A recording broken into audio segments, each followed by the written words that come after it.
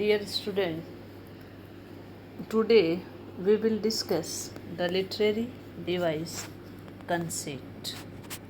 First, we will talk about the definition of conceits.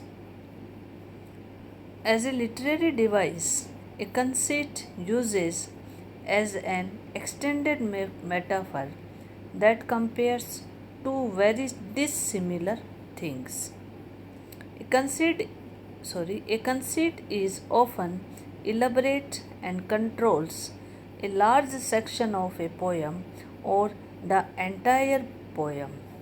Conceits are often quite unique and ingenious and can present striking juxtaposition and comparison of the unlike things.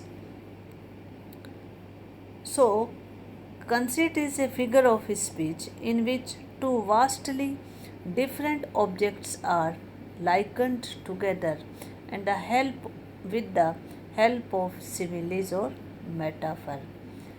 Conceit develops a comparison which is exceedingly unlikely but is nonetheless intellectually imaginative.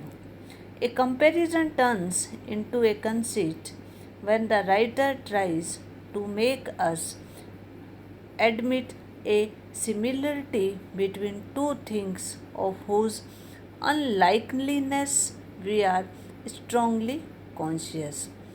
For this reason, conceits are often surprising. For example, it will not surprise us to hear someone saying, "You are a snail," or "You are as slow as a snail," as we understand that the similarity is drawn on a common quality of slowness. However, we will definitely be surprised to hear someone comparing two lovers with the legs of a draftsman compass. Thus, conceit examples have a surprising or shocking effect on the readers because they are novel comparisons, unlike the unconventional comparisons made in similes and metaphors. So, we can say that conceit is a figure of speech which could be a simile or metaphor used to draw parallels between dissimilar objects or situations.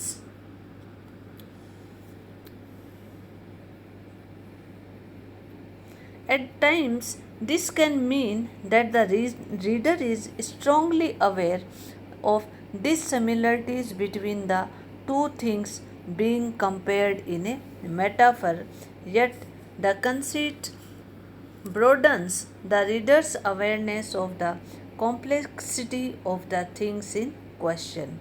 A conceit, therefore, often contributes to a greater sophistication of understanding about the things being compared due to the surprise factor of the unusual comparison.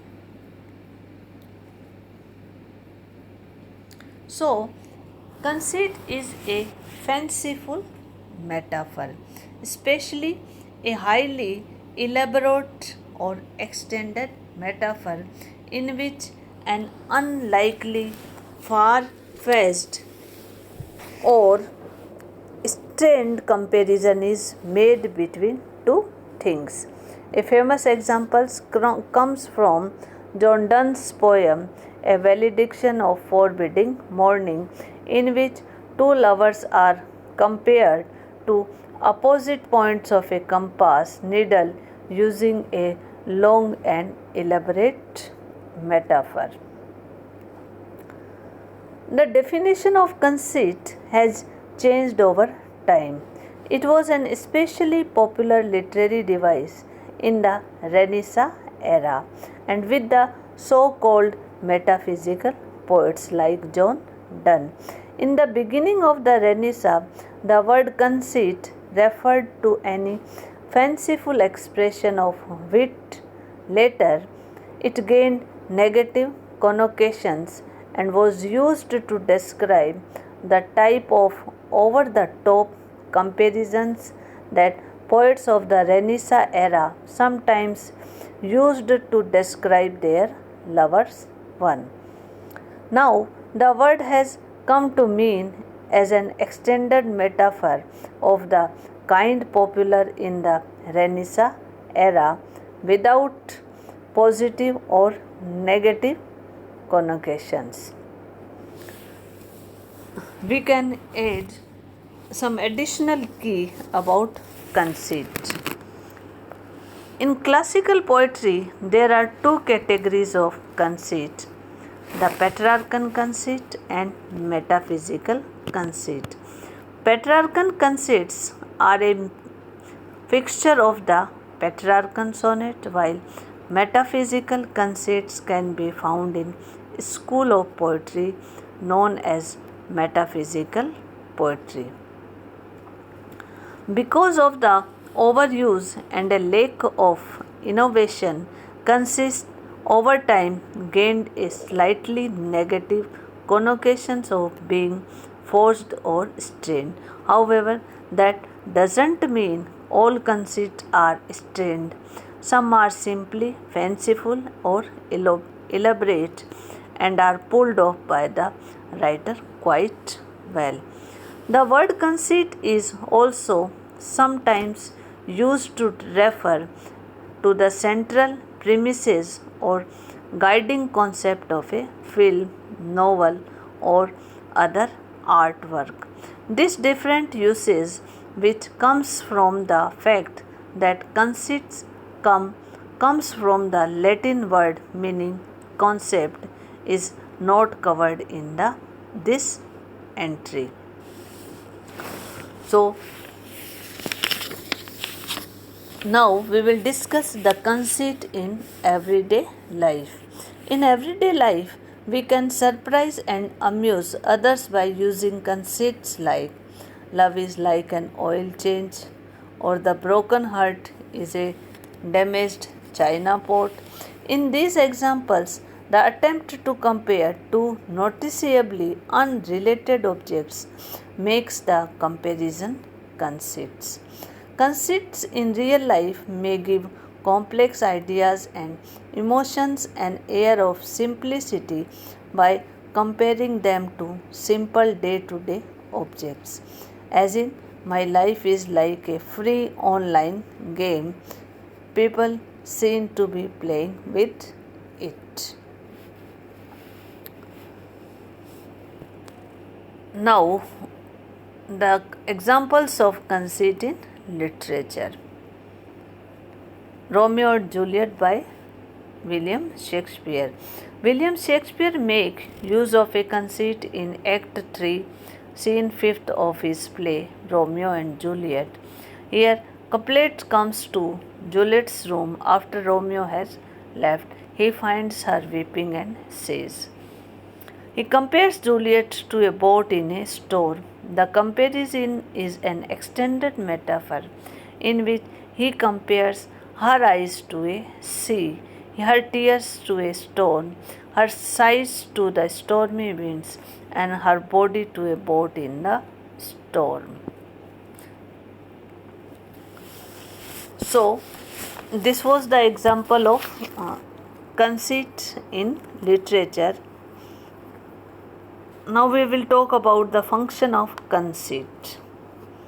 Because conceit make unusual and unlikely comparisons between two things, they allow readers to look at things in a new way.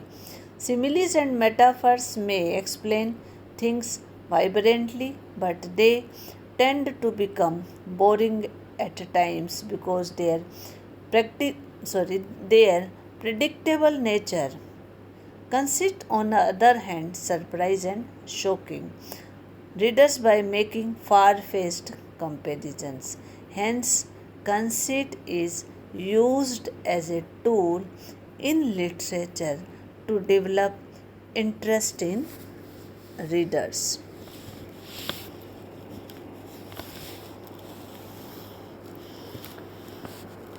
So, there are common examples of conceit.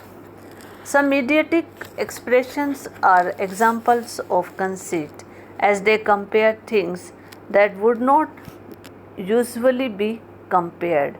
Since they are common idioms, they might not immediately make us realize how strange the comparison really is. But if you think about the comparison for a moment, you will note how bizarre they must have sounded the first time they were used. Here are some idiom example that display conceit. For example, life is like a bowl of cherries. Second, dead as doornail. Third one, the apple of discord. Next one, bone of contention. These are the idiomatic expressions of conceit. Difference between, now we will talk about the difference between metaphysical conceit and Petrarchan conceit. In literature, there are two types of conceits, that are metaphysical and Petrarchan. Petrarchan conceit is named for the Italian poet Petrarch and applies only to love poetry, in which the beloved is compared hyperbolically to extreme experiences or things.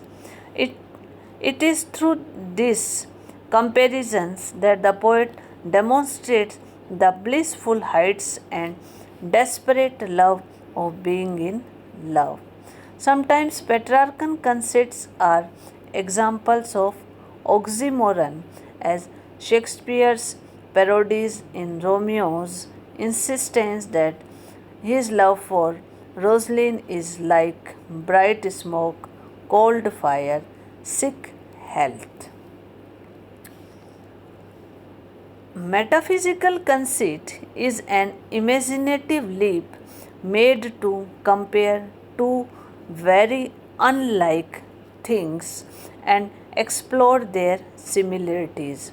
Sometimes a poet can hide the real meaning of metaphor under the surface of this comparison, while at other times a poet might choose to liberalize a metaphor and explore what it could be like if the metaphor were realistic.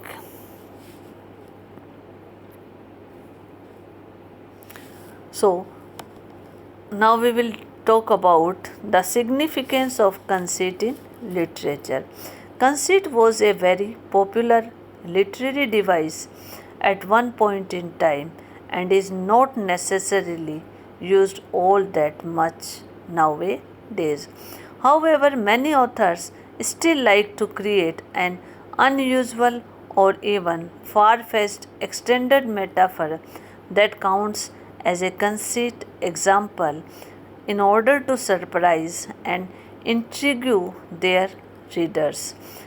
Through the use of conceit, writers are able to provide a new way of looking at a situation or object.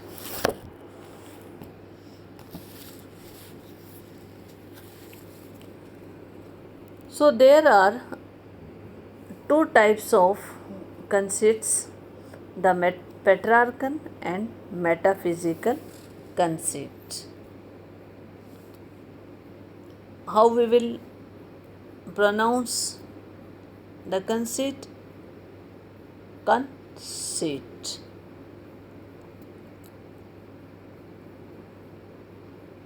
The term conceit is closely related to the term extended metaphor. In fact, today the two terms are often used interchangeably, and that usage is not incorrect. At the same time, conceit also has an additional, more technical meaning and so sometimes all mean something slightly different from the meaning of extended metaphor. Now we will talk about the history of conceit. Conceit first came to prominence in 14th and 15th century Renaissance literature when poets began using them in Petrarchan sonnet, 14-line love poems. Most often in these poems, conceits were used to compare their lovers to a beautiful things in nature. During that time, conceit did not at all carry a negative connotation. It was simply an elaborate and fanciful extended metaphor. So, this was the conceit. We can say that conceit is a figure of speech which could be a simile or a metaphor used to draw parallels between dissimilar objects or situations.